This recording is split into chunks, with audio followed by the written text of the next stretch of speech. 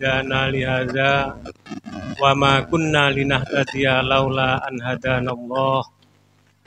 Rabbi shrah li sadri wa yassir li amri wahlul 'uqdatam min lisani yafqahu qawli. Amma ba'du.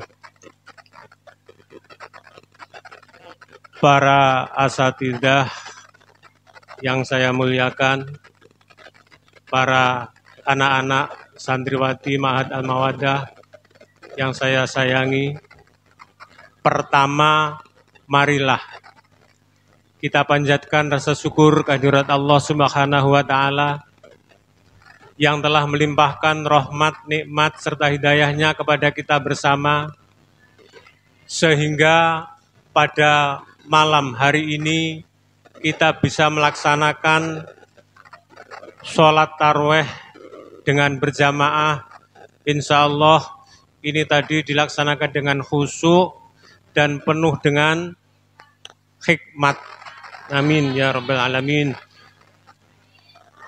Itu suatu cara kita mewujudkan rasa syukur kita kehadirat Allah Subhanahu wa Ta'ala.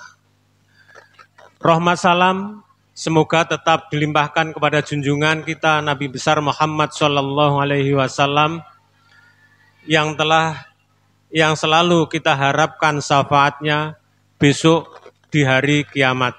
Amin ya rabbal alamin. Anak-anak yang saya hormati, untuk malam hari ini saya perlu menyampaikan sedikit yang ada hubungannya dengan apa yang telah kalian laksanakan setiap malam. Apa kira-kira?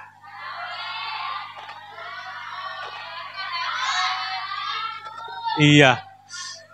Yang akan saya sampaikan adalah yang ada hubungannya dengan sholat tahajud. Kadang-kadang kalian sudah setiap hari, setiap malam itu melaksanakan sholat tahajud, tapi jangan-jangan ada yang belum begitu tahu apa keutamaan dari sholat tahajud. Insya Allah sudah melaksanakan tahajud semua toh? Loh, kok sedikit suaranya?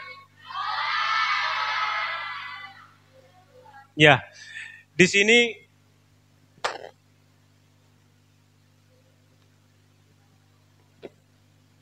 tadi saya baca-baca Al-Quran.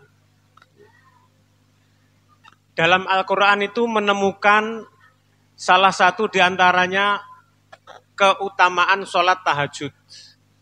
Dan juga melihat di buku-buku hadis, di sana menemukan antara keutamaan sholat tahajud. Jadi apa keutamaan dari sholat tahajud? Itu banyak kita temukan dalam hadis-hadis dan juga dalam Al-Quran. Maka dari itu, nanti setelah kita mendengarkan apa keutamaan sholat tahajud, kalian hendaknya semakin mantap dan semakin istiqomah dalam sholat tahajud. Tadi saya menemukan ada 5 keutamaan sholat tahajud itu. Kalau yang lainnya masih banyak, ini saya hanya menemukan 5 ini saja. Yang saya temukan dalam Al-Quran surat Al-Isra ayat 79, Allah itu berfirman, wa minal laili fatahajjat bihi nafilatalak asa ayyab asaka rabbuka maqamam mahmuda. Ini firman Allah.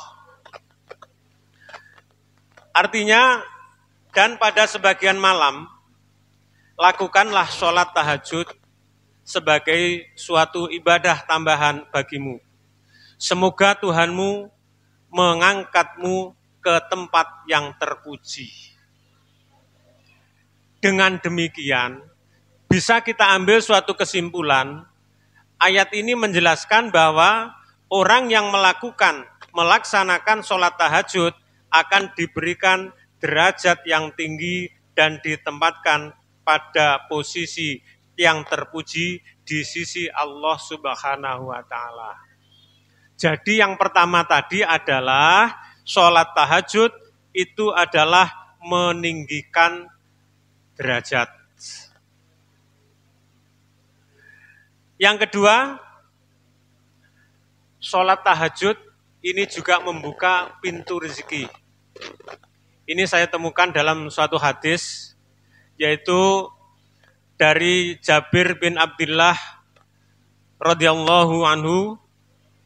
Ia berkata, aku mendengar Rasulullah Shallallahu Alaihi Wasallam bersabda, Inna fil laili lasa'atan la yuwafiquha rajulun muslimun yas'alullaha khairan min amrid dunya wal akhirah illa a'tahu iyahu wa dzalika kulla lailatin. Artinya begini, sesungguhnya di dalam malam itu ada satu waktu. Jika seorang muslim memohon kepada Allah kebaikan dunia dan akhirat, niscaya Allah akan mengabulkannya. Dan ia berlaku setiap malam. Rawahul Bukhari dan Muslim. Jadi hadisnya itu hadis yang sahih. Apa? Di sini tahajud membuka pintu rezeki. Apa yang kamu minta kepada Allah pada sholat tahajud, itu nanti apa yang kamu minta akan dikabulkan, akan diberikan kepadanya. Dan itu, waktu itu adalah dilaksanakan tiap malam. Lain dengan yang namanya Lailatul Qadar. Lailatul Qadar itu hanya yang kita kenal adalah malam ganjil bulan Ramadan.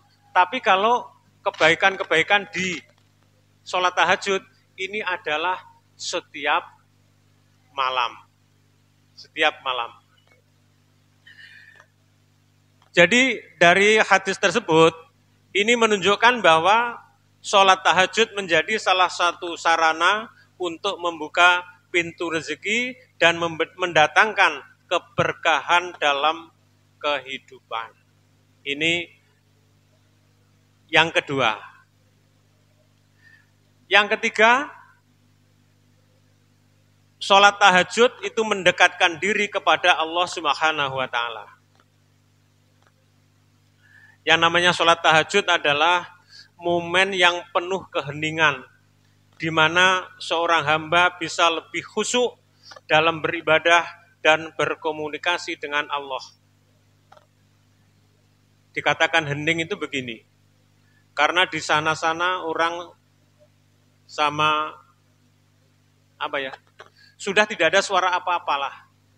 Kamu kemudian pergi ke masjid atau di kamar, kemudian sholat, mendekat kepada Allah. Ini sudah tidak ada suara apa-apa, jadi kalian hanya tertuju kepada Allah Subhanahu wa taala. Ini dalam sebuah hadis disampaikan yang diriwayatkan oleh Bukhari dari Abu Hurairah. Rasulullah bersabda, yang zilu Rabbuna tabarakallahu wa ta'ala kulla lailatin ila sama iddunya khina tabqa sulusul lailil akhir fayaqulu mayyat'uni fa astajiba lahu mayyas'alani fa'tuyahu mayyastaghfiruni fa'aghfira lahu. Itu hadisnya yang dari Imam Bukhari diriwayatkan oleh Abu Hurairah.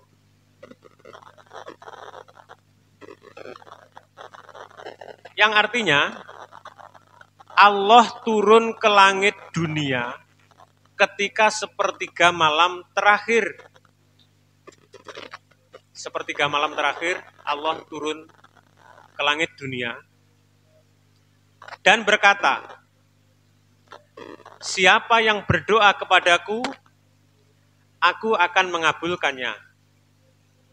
Siapa yang meminta kepadaku, aku akan memberinya.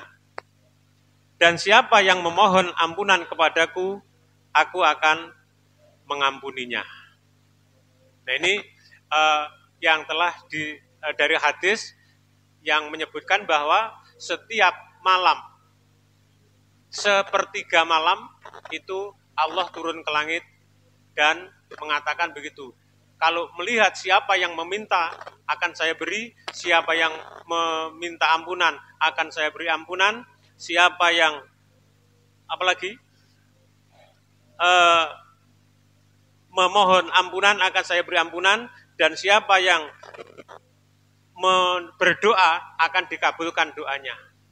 Jadi seandainya kalian ada suatu keinginan-keinginan, ini yang paling utama, mintalah kepada Allah. Kapan waktunya? Sepertiga malam yang terakhir. Jadi setelah tidur. Setelah tidur kita baru melaksanakan sholat tahajud. Yang keempat, sholat tahajud menghapus dosa dan menghindarkan dari kemaksiatan. Jadi di sini yang namanya sholat tahajud ini juga berfungsi sebagai penghapus dosa dan juga melindungi dari kemaksiatan. Disampaikan dalam hadis yang diriwayatkan oleh Imam Tirmidzi dari Abu Umamah Al-Bahili, Rasulullah bersabda, "Alaikum bi qiyamil laili fa innahu da'bus sholihina qablakum wa qurbatan lakum ila rabbikum wa makfaratun lisayyiati wa manhatun anil ismi." Artinya, hendaklah kalian melaksanakan sholat malam, karena ia adalah kebiasaan orang-orang soleh sebelum kalian. Dan ia juga dapat mendekatkan diri kepada Allah.